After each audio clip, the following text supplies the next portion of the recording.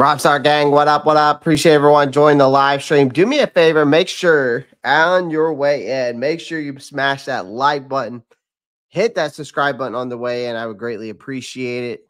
Man, we got to talk about some Carolina Panthers news. Normally lately we just been doing a lot of draft content, but I was just like, well, finally some Panther news, some stuff that I can really talk about. It's like there's really not been much we can really like break down with this team right now due to the fact of like we're getting ready for the draft, right? So other than that, we're gonna dive into some stuff today. Canales giving praise to Bryce Young and Xavier Legette. Team re-signs Raheem Blackshear. So, but before we get into today's topic, as always, make sure you hit that thumbs up button. I would greatly appreciate it. We're gonna dive into that today. Ropp, what's good, man? Appreciate you joining. And of course, Earl Locklear, as always, hit that like button on the way in. I appreciate you coming in and joining, guys. So good evening. Happy Tuesday. So let's just get right into it, man.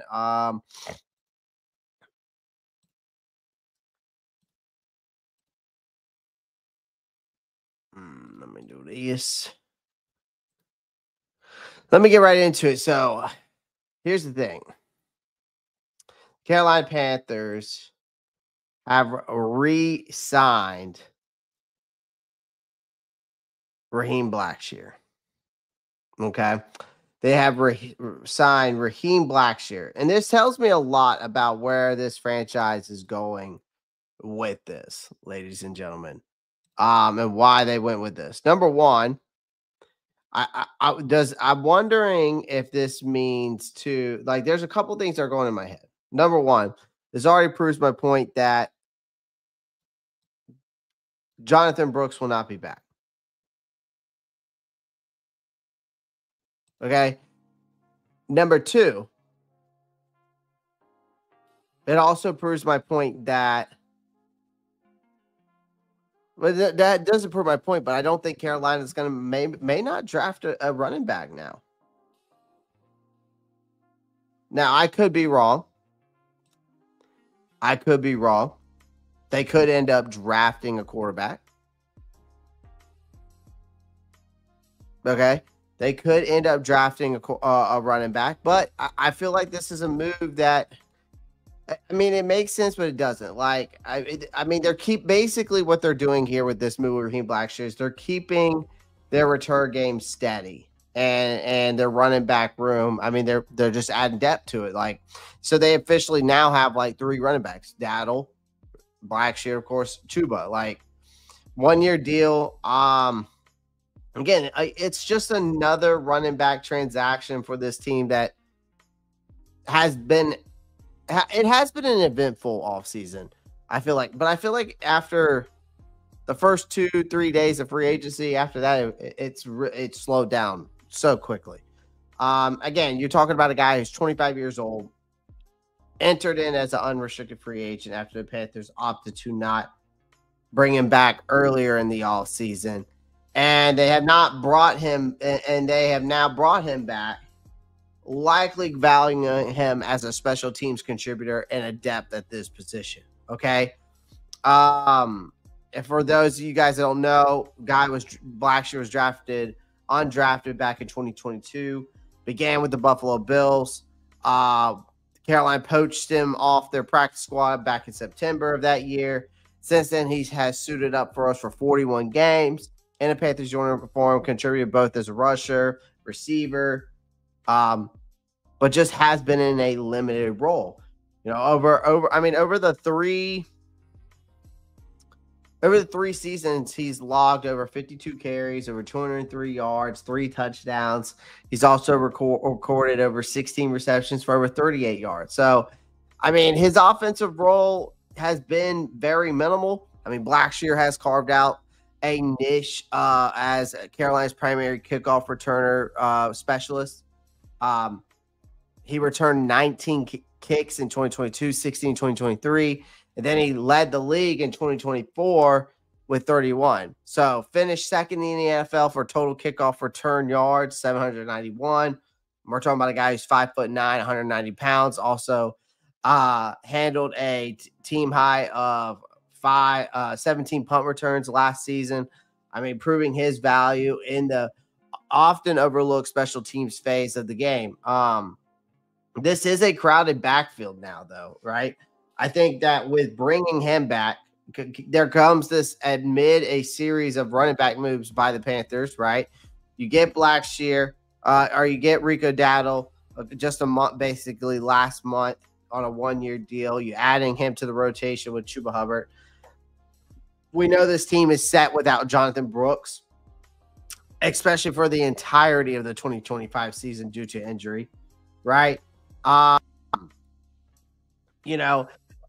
so with the team, so with him being out, Blackshear probably automatically is your number 3 back for now, right? However, his role remains far from secure. I think the Panthers they still may target another running back in this upcoming NFL draft. We'll see. All right. I mean, if they do, which could push Blackshear further down the depth chart. I mean, given that he has never surpassed 100 rushing yards in a single season, went without a catch for the first time in 2024. His primary value for this team, I think, will likely be a special teams contributor rather than an offensive weapon, right? I mean, we're talking about a guy who collegiate career started at Rutgers, 2017. He transferred to Virginia Tech in 2020, and he had over 1,900 yards, 14 touchdowns. So proving himself to be an offensive, a versatile offensive player during his time in college. But his role, again, I just think is Carolina's offense is going to be limited. I mean, his ability to contribute in multiple phases of the game has kept him in the league. But I think what's next for Blackshear is, I mean, with bringing him back, it has given him another shot in Charlotte. I think Blackshear's future with this team likely hinges on his ability to remain an impact player on the special teams. I think with the new NFL kickoff rules possibly affecting returns opportunities, so his ability to make plays in the return game, I think could be critical to keeping him on the roster. I think for now he is a return man only. Whether he sticks around for the long haul, that's another question entirely. But again, good. I mean, again, I think it's a good move when you know that you're not getting Jonathan Brooks back. You know that you need to have backup for Dowdle and Chuba. Really, all those guys. So without Brooks coming back, I think it was a smart move. But at best, I just see Blackshear as nothing more than a return specialist. So, good. We don't need a draft running back. We'll see what happens, man. I'm not throwing that out the window. What's up, Rob? What's up, Chance the Fapper? What's good? If Ted's available, I hope Carolina takes him if they aren't going defense with the pick. We'll see, man. We'll see. We broke down Tet last night. If you guys didn't tune into that, we broke Tet down last night. Tomorrow night, going to give a quick shout out to you guys. We are going to break down Tyler Warren tomorrow night. I'm trying to figure out some other guys that maybe we'll take at 8. Maybe we'll break down maybe a bunch of guys that we could potentially take in different position groups, right? And tell you what round I could see us taking them in or something like that. I do think that some of the guys that we're breaking down, I mean, at some point we are going to run out of guys that I think we're going to take at 8. Now, if we could also say potential targets, but we do have a lot of game film and a lot of draft picks to go over, and I don't think we're going to get through every single one of them going into the draft. All right. We've done a lot already. We've broken down Michael Williams, Jahad Campbell, Jalen Walker. We've also broken down who else? Did you already break down? Yeah, we'd already done Jalen Walker. We broke down T-Mac last night. Who else did we break down recently? Broke down T-Mac. Trying to think who else. I feel like Jahad can. All right, Michael Williams, Jahad Campbell, Jalen Walker, T-Mac. I feel like I'm missing somebody. I swear I felt like I've done more than that. Let's see. Mike Green. Eric, you know what? I don't think I've done Mike Green yet. I guess that's a guy we could take at 8. JPJ is another guy we probably could take at 8 as well. Trying to think. We've broken down a bunch of guys already. We've done Nick Amanawari. Yeah, so we've done Michael Jahad, Jalen Walker, Nick Amanawari, and T-Mac. So we've done 5. So actually, I have more than I realized. So, yeah, so I've done Jalen already, Chance. We all right, I'll put that down on my list. Eric, Mike Green. The only perpetual I have for Tyler Warren is I'd rather us see what we have in Sanders and spend that pick on more pressing needs. I think a lot of people are leaning towards Tyler Warren more than they are T-Mac now, Jadarius. I see a lot of people. Considering Dado Blackshear are only on 1-year deals, I still think the Panthers would draft a running back in the late day 3 of the draft. Honestly, I could see them getting someone in the 7th round. You know, I could see them end up going after somebody in the 7th round. It just depends. Honestly, I see Jalen Walker being picked at 8. I mean, it's not a bad pick. Mason Graham, if he falls. Yeah, I mean, Jaden, great question. If I'm the GM, who am I taking? I think that there are wide receivers here that you can get in the 2nd or 3rd round if they decided to. I do think there's some sleepers in the 4th and 5th round that Carolina could target, right? To get who could make an impact immediately. And I mean that. I do think that there are some wide receivers that are sitting in here that are not a lot of people are talking about. But if I'm taking at number 8, I think here's the thing. I think that no one's giving Jahad Campbell the same respect that Jalen Walker's getting. And honestly, I think Jahad Campbell's a better fit. I do. I think Jahad, I mean, they fit the same, but I'm taking Jahad Campbell's speed and athleticism over Jalen Walker. Like, you go look at I was looking at Jahad Campbell's tape once again the other day, or actually I was looking at it throughout today while working, just kind of like, looking at it and taking some glimpses while I was working today. I mean, I just think that Jahad Campbell deserves just as much. If we're talking about, because we know we need linebacker depth, Jahad Campbell has the speed. He's got the versatility just like Jalen Walker does. He can play Mike. He can play he can play outside. He can play edge. He can be a pass rusher. He's that dynamic just as much as Jalen Walker is, if not more. I think Jahad Campbell's also faster, but just as versatile. I just don't see how he's not getting the same hype. He can cover. He can rush. He can make plays everywhere. He's a perfect for today's NFL too. So I don't understand why Jahad Campbell is not getting the same hype as much as Jalen Walker is. I don't see it. So if I'm picking at 8, I'm taking Jahad Campbell.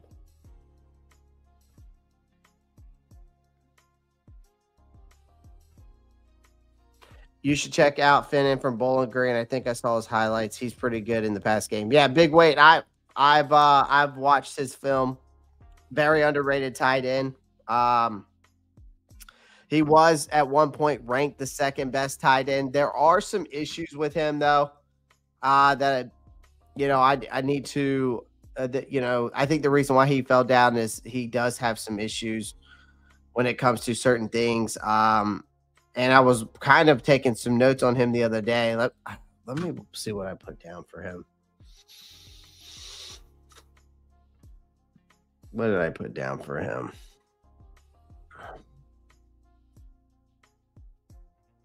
Yeah, the only thing is I think he's here's the thing, Big Weight. I appreciate you joining and coming in with that comment. I just don't think he's as quite as polished as some of the other guys. Like if you look at some of the list of tight ends, I think he's got raw talent for sure. I mean, the kid has the it factor for sure. I think his athleticism is there for sure.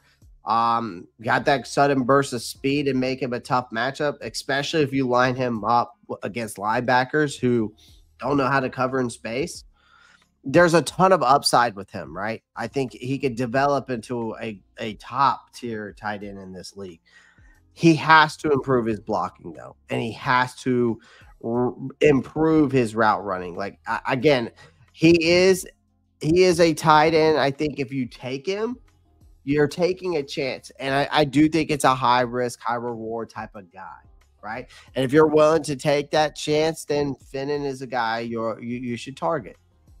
Not opposed to him though. Jihad is better than Walker. Again, I don't see how people definitely would be mad if we took him. Yeah, I mean, I just think Jihad is better. I really do. His tape jumps off more to me than Jalen Walker's tape does.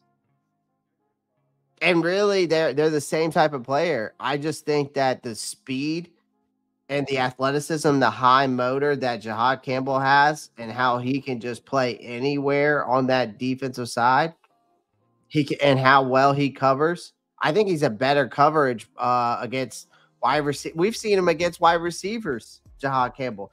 You've seen Jihad Campbell go up against tight ends, and he's covering those guys and he's locking them down. You go watch his LSU tape. He locks up Kyrie Lacey in the end zone. Absolutely locks him up. So, I mean, I'm just saying, like, I think Jihad Campbell deserves just as much hype as Jalen Walker does. And I don't understand the disrespect. It's a lot of disrespect to Jihad Campbell. Any Gamecock players will do in this draft. Maybe they get. I mean, here's the thing. It all depends where they go in that first pick, man. I think Carolina probably will look at some Gamecocks. I just think it will depend where they go in that first pick. Because, again, they might end up trying to take a Kyle Kennard in the second round. Who knows? I think that's another guy. I've always said I've thought in this draft class who doesn't get a lot of love as a Gamecock, and I'm talking about as a Gamecock fan. I mean, Nick Amon-Award is getting all the love, but Kyle Kennard deserves some way more respect than he's getting. He is very underrated, and I'm not saying that as a biased person. Very underrated. Clay, I think we can get Kyle Williams, a good wide receiver, Jalen Roll. Yeah, you can get Jalen Roll in the third round. You could get Kyle Williams in the fifth round. And both of them are deep threat type of guys that you need. But I feel like, and both of them, really, you could put them outside or in the slot. They both can play well there. I like both of those guys. Joseph. Josh P. Yeah, great separators. Yes, they can create separation. They know how to get open, that's for sure. We've looked at Kyle Williams' tape for sure. Hit that thumbs up button. I appreciate that, Josh. I both don't like how unpredictable the draft is for the Panthers. And honestly, ladies and gentlemen, the smart move at this point, I'll tell you, I think the smartest move for Carolina at this point, even at 8, if they're not sure who they want to take, and they're not going to take T-Mac, or they're not going to take Jalen Walker, or they're not going to take Jihad Campbell at 8, and Mason Graham's not there at 8, I think it depends on how this board falls. That those first 7 picks fall it will decide the factor of if Carolina decides to trade back. And I think if there's nothing there that they are excited about, or if they just feel unsure about taking any of those guys at number 8, trade back. You're better off trading back, getting more draft capital, spreading a broader net. And you're still going to probably still be able to get one of those guys that we've talked about tonight. Mike Green, JPJ, Michael Williams, Jalen Walker could even be all the way in the back.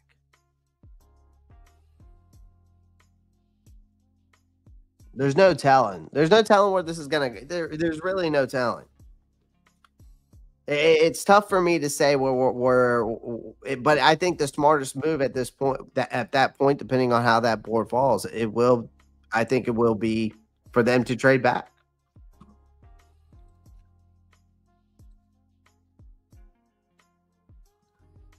Trading back would be nice. I mean, that's what I'm leaning towards. That's what I'm leaning towards. That, I mean, me personally.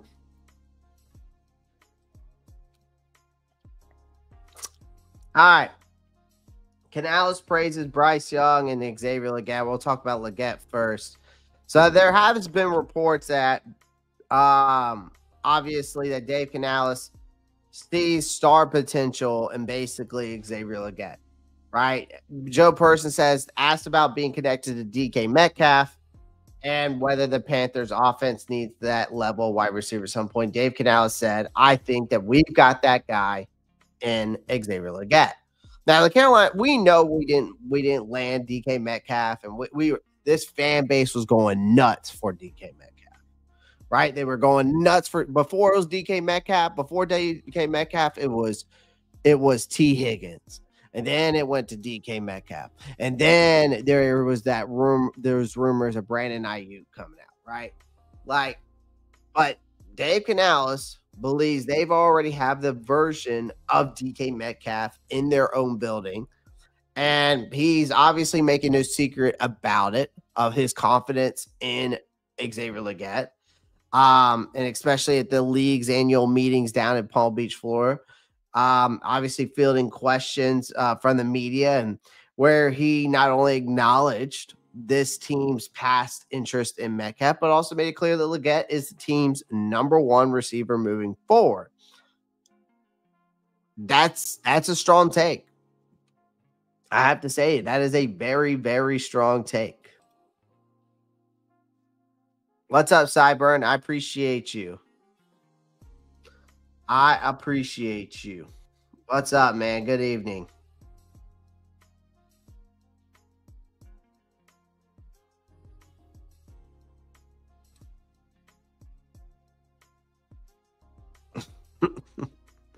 Darius, you're nuts, man.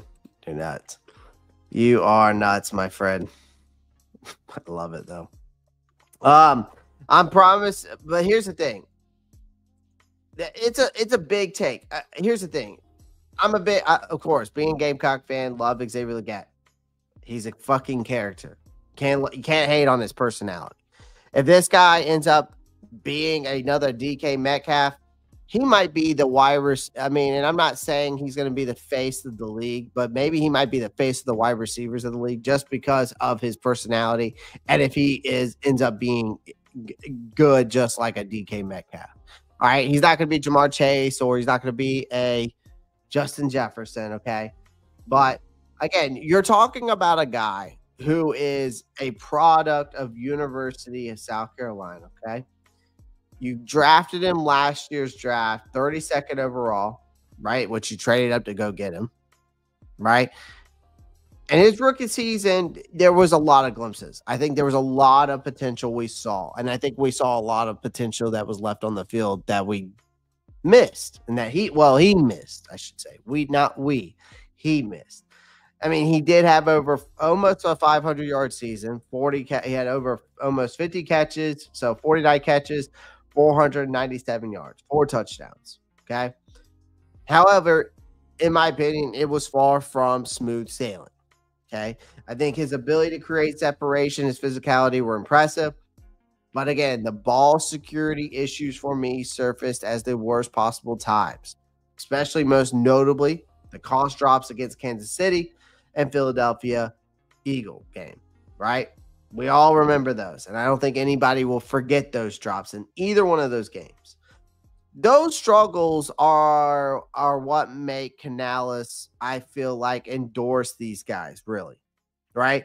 And it's particularly noteworthy when you hear these comments like this. Like, Many young receivers, I'll say this, take time to refine their hands and get consistent, right? And you're talking about Dave Canales, who has spent, 8 seasons in the NFL as a wide receiver coach.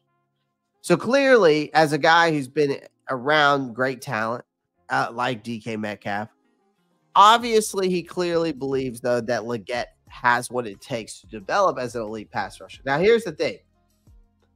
That DK Metcalf comparison is it hype, or is it a white lie almost? Like, here's the thing. We all know when DK Metcalf requested that trade from Seattle, there was speculation immediately linked to us.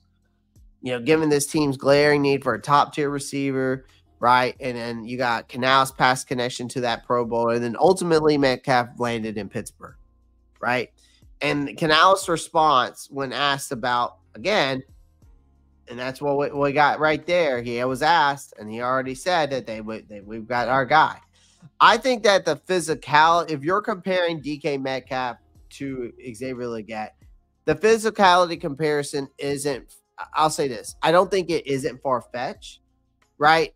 I think that Metcalf's 6 foot, what is he, 6'4", 210, right? Where Legette is just shorter, but he is heavier. Like Legette's 6'1", 221. Like they both fit the mold of big body, explosive receivers who can physically dominate defensive backs. The biggest difference is, though, I'll say this, is that Metcalf has already established himself as a proven receiver in the NFL, where Legette is still trying to find his footing. So, again, my next question to you guys is, do you think that Legette can take that leap? Right? I think Legette's physical tools are undeniable, in my opinion. I think for him to truly step into that wide receiver 1 role that Canales envisions, I guess you could say, he'll need to clean up his drops. That's number 1. You have to develop into a reliable target for your quarterback. I don't care if it is Bryce Young. It doesn't matter who the quarterback is, right? You have to do your job at the end of the day. The good news is that both Canales and Young have expressed unwavering confidence in him. And I know that there's some fans out here that may have initially been disappointed that Carolina didn't land DK Metcalf. And we all know that everybody undoubtedly was upset about that, but I predicted it and I told everybody it's not going to happen. Financials didn't match up. The draft compensation didn't match for us either. And I told y'all that, but I was told that I needed to be educated, but we haven't heard back from that schmuck since. So, I hate to when I say I'm right, but I'm right. So, but here's the thing. Canales in this situation, he's doubling down on his belief of what they already have in their guy. If Legette can make that next step, great. Panthers can gamble on him as their top receiver. It may just pay off in big time, right? In a big way, right? I mean, for now, I mean, it's going to be all eyes on him as he enters his offseason. Now, again, I'm not saying that they don't go out and try to go get another guy. I just don't see them going after the big 5 or the big top 4 or 5 wide receivers in the draft. I just don't see Carolina taking Matthew Golden or T-Mac or Emeka Ibuka, Luther Burden. I just don't see them going after those guys. I really don't. And especially like comments like this definitely doesn't make me believe. You know?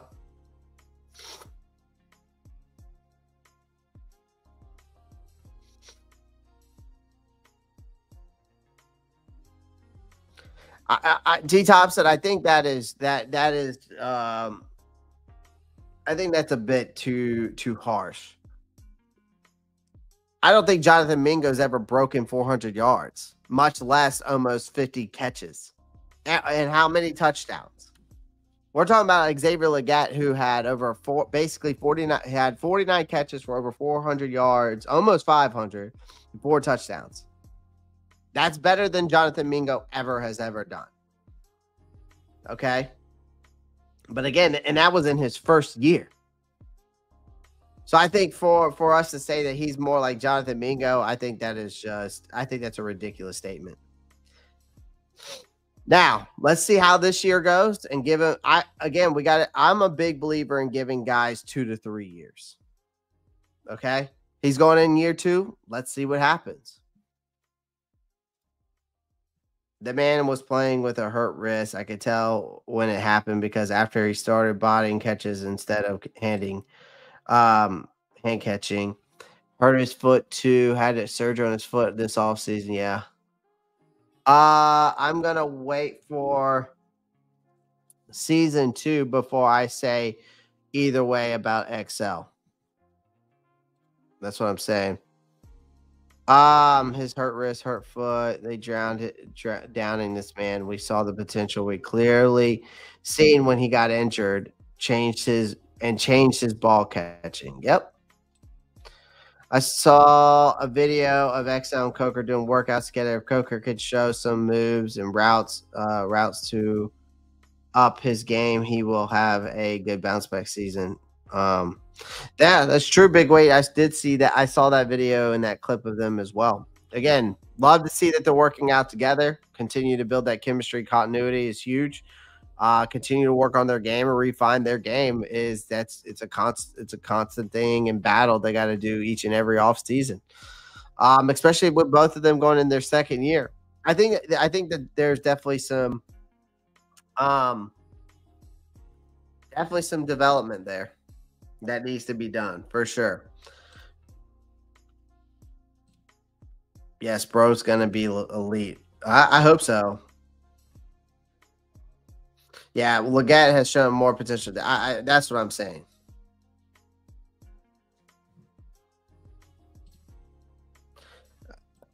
I was convinced Clay could catch a ball better than me. I was convinced Clay could.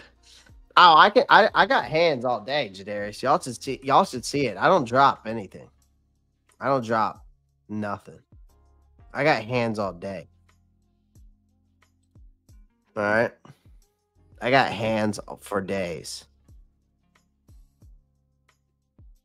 Yeah, that's a true point. T-Top said, I think you just need I don't think it's excuses. I don't think that anybody's giving him excuses. There's players who play hurt all the time. This isn't the NBA, man, where guys, sprain their pinky and they got to sit out a whole 3 games. This is the NFL. It's different. And yeah, that's true too. Eric's right. He had surgery. Yeah, I think everybody needs to give these players time for sure.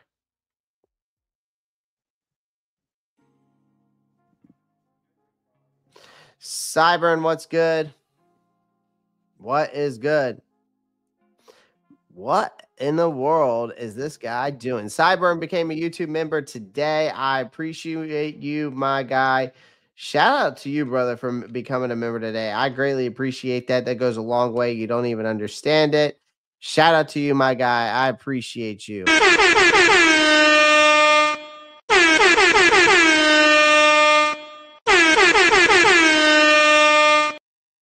Thank you.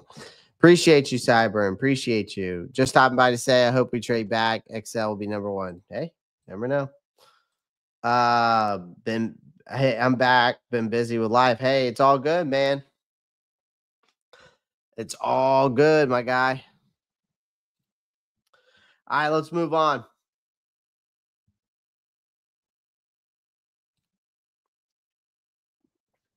All right. So Dave Canales comes out with another take, and it's about our guy, franchise quarterback Bryce Young. And he says that Dave Canales says that Bryce Young thrives in high-stakes situation. On Bryce's success the second half of the 24th season, Canales said, I think you learn the most about people in adversity. So basically, he gave praise to Bryce Young and his clutch factor, and he's got the receipts, which I watched some of that interview. So he's just out here throwing praise right and left about his guys, which is great to see. Again, let's talk about it this way.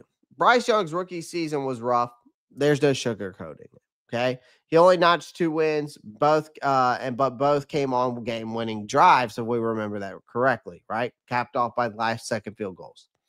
That's not a stat line, really. That was not a stat line I think anyone envisioned when you talk about a number 1 overall pick. But he does highlight one thing. When the game was on the line, Bryce Young did deliver. And that's not something every young quarterback can say. Plenty of rookies will wilt under pressure, make costly mistakes, or simply don't have the confidence to take control of the moment that they're in. It's very true. We see it all the time and time again, right? Young, on the other hand, I think has, in my opinion, I do think he has showed early on that if nothing else, he thrives in clutch. Because if we fast forward from his rookie season to 2024, I think Young added more evidence to the case for his late game heroics.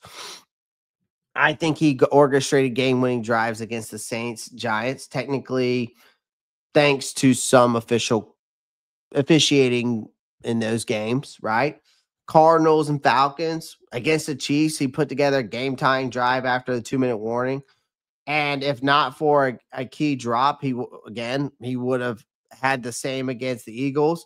If Chuba Hubbard hadn't fumbled against Tampa Bay, I mean, Young was en route to another comeback win against the Buccaneers. Like these, if we go look at those games, these weren't meaningless end of game stat padding moments. These were situations where every play mattered and where one mistake could end the game. And time again, Young would put them in the position to win.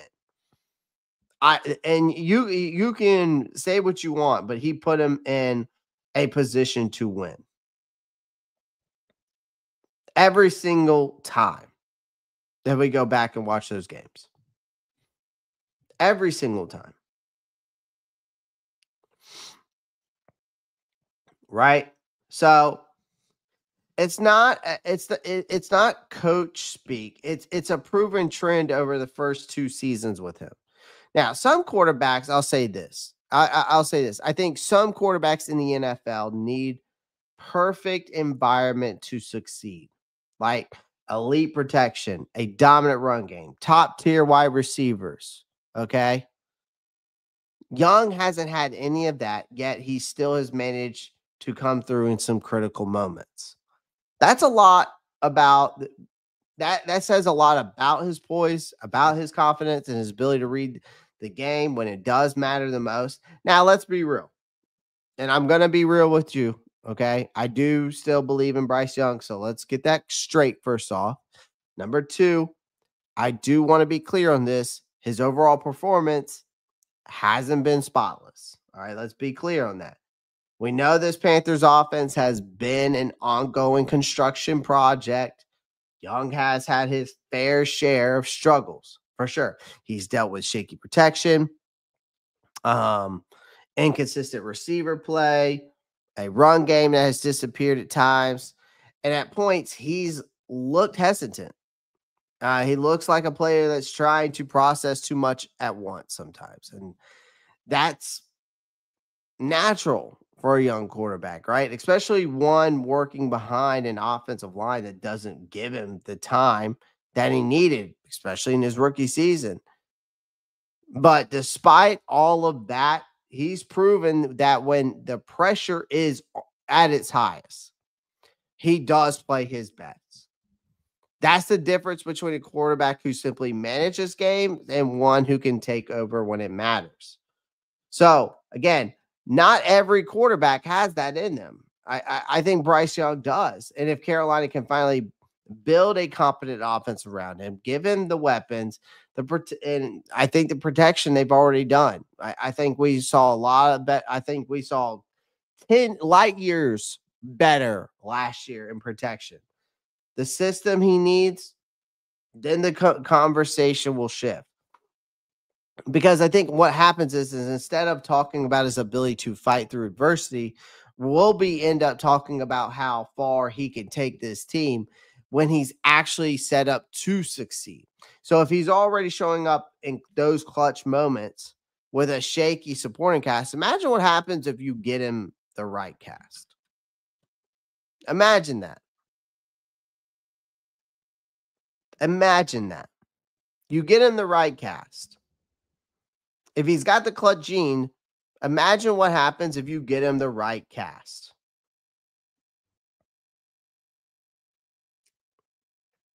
I think the sky's the limit. I think the sky's the limit, to be honest with you. That's just me. Appreciate everyone joining the live stream. We got over 50 people in here. I think we got over like 30 something people on YouTube. Make sure you hit that like button, hit that subscribe button. I would greatly appreciate it. Again, guys, make sure you click that post notifications bell so you don't miss out on new content. I would greatly appreciate that as well. But let's make sure we get those likes up. I would greatly appreciate it. And if you missed out on last night's live stream, we did break down T-Mac. So if you want to go check that out, we got game film over there. Make sure you go back to my live stream of last night. Check it out. Make sure you go give it a thumbs up. I would greatly appreciate that. But also make sure you give me a thumbs up here. All right, let's move on. I got another topic I want to discuss with you guys before we end tonight's show, and it's about Ike Ekwonu. Ike Ekwonu, Dave Canales also mentions him. And he says he thinks we have our left tackle. All right. He thinks we have our left tackle. And I would say between Carolina Panthers fans and Ike Ekwonu, it has been a mixed bag at best. Okay. A mixture of feelings. Like, I think Dave Canales, threw some few subtle hints about the future of Ike. The team is currently weighing their options with Ike as they face a key decision either to pick up his fifth-year option or extend him for the long haul. Now, the fifth-year option would get the Panthers one more season with Ike under his rookie contract, while an extension would lock him in for several more years. Now, Ekwonu has definitely, I do think this. For me personally, for Ekwonu, I think he has shown potential to be a star left tackle. But his play has been inconsistent. He had standout moments, but there's also room for improvement, particularly in the area of his hand technique, right? And that was a point that Canales actually touched on during his April, during that interview, this interview that I watched that he made this comment about. But even Canales has acknowledged Ekwonu's impressive run blocking ability, right? He's a solid pass protector. I wouldn't say he's elite. I think his run blocking ability is better than his pass protection. But he's also Canales also emphasized the fact that the tackle needs to sharpen his hand skills, which is for sure. These are areas for growth, and Canales did drop a critical hint that, about that, obviously, right? So in most situations, this would be a routine statement for me after, especially after 3 years of a rookie contract. I just think given the uncertainty of Kwanu's future with the Panthers, the timing of this comment suggests that this team is still in the process of making their minds up about Ike, right? I think Canales' assessment definitely holds true. I think it does appear that the Panthers are leaning toward keeping Ekwonu as their long-term left tackle, whether that means exercising his fifth-year option or for the next 2 seasons or offering him a full contract extension. That remains to be seen. Now, one thing does seem clear here is that the Panthers are valuing consistency, especially along the offensive line where they've focused on bringing back depth, rotation players, right? Retaining Aquanu could be the next move. I could see them doing a contract extension with him, really to ensure that they continue that stability and continue to have that continuity in the front of that quarterback for in front of Bryce Young. I shouldn't say that quarterback, Bryce Young, for the foreseeable future. That's where I see it. So we'll see. I think there's a contract extension coming for Ike Aquanu, especially it could end up happening after this year. It could end up happening after this year. We'll see. I'm not too sure yet. But I just want to bring y'all some Carolina Panthers news today. We talked about a lot of good stuff. Again, I appreciate everyone joining the live stream. We will do tomorrow night. We will do Tyler Warren. We'll do film breakdown on him. Give you my thoughts on him like I have done every prospect. So that will be tomorrow night's episode. We'll do Tyler Warren tomorrow night. So again, I appreciate everyone joining the live stream. Again, do me a favor. Make sure you hit that thumbs up button. I would greatly appreciate that. It always goes a long way. Make sure you hit that subscribe button. I would greatly appreciate that as well. Become a member today, just like Cyburn just did. Make sure you become a member today, okay? Actually, Cyburn, I need to make you a moderator. Where are you at? Add as a moderator. And you are now a mod, my guy. So, again, I appreciate everyone joining the live stream. And make sure you guys pound that like button, hit that subscribe button. Always a sponsorship of the Ropp Star Report. Sign up for free today. Get 125% bonus up on your first bet. First three, I know it's up to on your first three bet up to $2,000. So go check it out. I will see you guys tomorrow night as always. And of course, y'all know what to do, man. Keep pounding. I'll see y'all on the other side. Peace.